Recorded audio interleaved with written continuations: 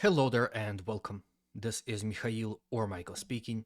And as always, before the video starts, I want to use this opportunity to say thank you all who decided to support me financially, be it through Patreon, PayPal or Super Thanks. I really appreciate your generosity, so thank you friends and have a blessed day. Now today's video I will start with the city of Bahmut, where as a result of successful offensive operations, Russians were able to advance to the north of Klishchiivka and managed to capture this much territory from the Ukrainian side. If we zoom in to look closer, we can see that Russians started advancing within this forest.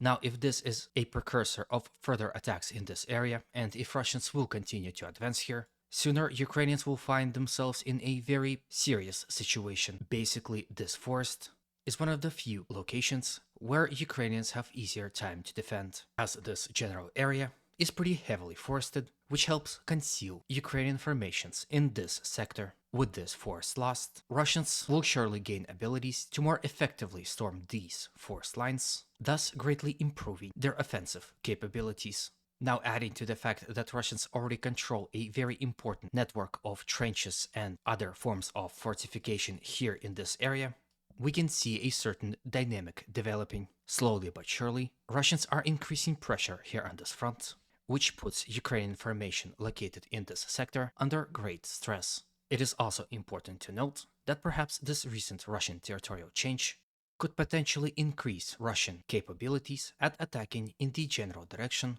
of the Ukrainian-controlled village of Ivanyivsky, towards which of course Russians are currently attacking as well. They do so from multiple directions. However, at this point in time, there is no sources that will allow me to suggest that Russians are successful in this endeavor. From Bahmut, let's move to the Seversk front and discuss the situation here as well. As stated in my previous videos, Seversk is a very fortified town, which is of course of most significant importance for both Russians and Ukrainians. That's why all the fighting that is happening here on this front is bitter, and Ukrainians are fighting desperately to stop Russians advancing here whatsoever.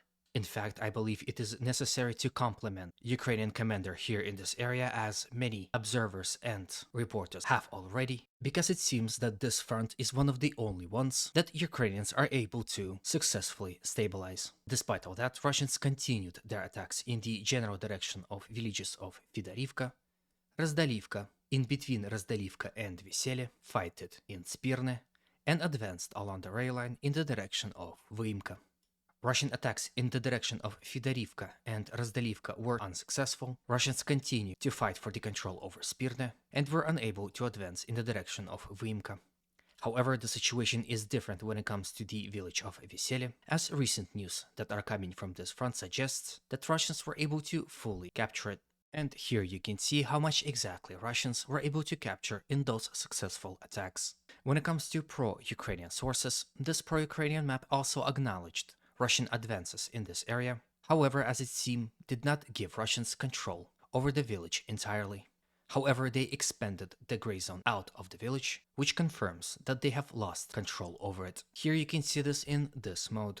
Reports suggest that Ukrainians decided to retreat to a more defendable positions in this area, to the many hills that serve as natural defensive lines against the Russian attacks. And thanks to the Seversk maps, creator of this map, you can see on this picture here where exactly those strategic hills and heights are located. As you can see, Russians have a long way to go before they reach any of the settlements in this area. However, with the capture of Vesele, Russian attacks will surely grow in effectiveness, as they will surely use this settlement as a staging point for their next attacks. We also shouldn't exclude the possibility of Russians attacking in the direction of Razdalivka from this flank also, in support of Russian attacks from the south that are already happening as of right now. Let's quickly visit the Kupyansk front, and to be more specific, this area here, as a recent report suggests that Russians started offensive operations here in this area in the general direction of Ivanovka and Kislivka. The Seversk maps had not updated any territorial changes. However, a pro-Ukrainian map had. So here is the situation of yesterday, and here is the situation of today, with those territories falling in the hands of Russians. I think it goes without saying that Russian goal here is to capture those 3 villages and then advance in the direction of this road. It seems that the offensive in this area is in its early state, and it is very hard to predict its outcome. Next, we shall quickly visit the town of Avdiivka and discuss the situation here as well. Before we go to the territorial changes, I just quickly want to point out that Russian offensive generally continues all across the front, from the northern flank as well as from the southern one, and in the direction of Avdiivka itself, from the town of Spartak and from industrial area. However, the only territorial change that happened in the last 24 hours happened here, as Russians were able to advance ever slightly and capture a portion of this rail line. Here on this picture, you can see exactly how much territories they acquired. Now, what's interesting is that this is completely new territory, and the front line here had never changed since 2014. Reports are that Russians actually captured way more territories here, but they are still to be confirmed. One of the reasons why most people are suspicious on reporting on these movements is because, as you can see by the satellite imagery, this sector is heavily fortified, especially here within this small village.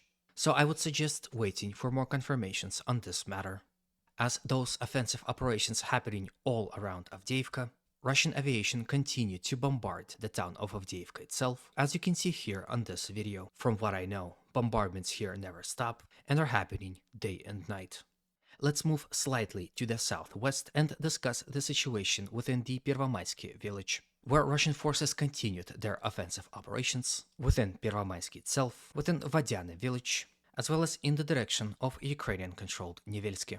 Although seemingly Russians were unable to advance within Vadiane village, as they were denied by fierce Ukrainian resistance, they had partial success near Nevelske and within Pervomaiske.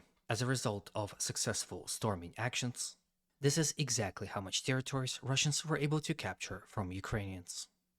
Like I said previously in the video, Russians were also able to advance near the settlement of Nevelske.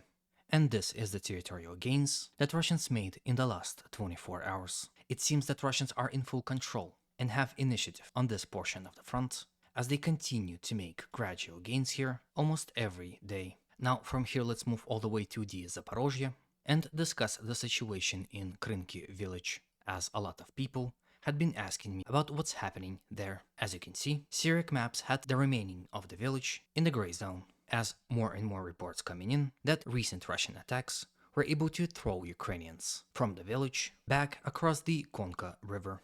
Of course, the retreat of Ukrainian forces from this village was obvious from the get-go, as many people suggested that this kind of operation was doomed to fail. And when Ukrainian retreat from Krynky village will be confirmed, it will be safe to say that Ukrainian army had made yet another blunder. To this day, I still don't understand why Ukrainians made such a move.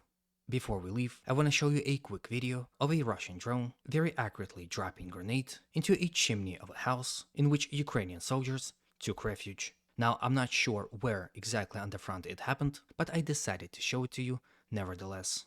With this, I end today's video. Hopefully it was to your liking and was informative enough. If it was, please consider supporting this video by a like, comment, and of course a subscription. Also, a lot of my subscribers have been telling me that for some reason YouTube unsubscribed them from my channel. Also, if you want to increase the probability of YouTube notifying you when I post new video, please consider ringing the notification bell. People were also claiming that for some reason they are not receiving notifications when my video come out. Thanks again for all the support. As always, humanity calls me to condemn all violence against human beings. Have a good day and always remember, Russia will be free and great.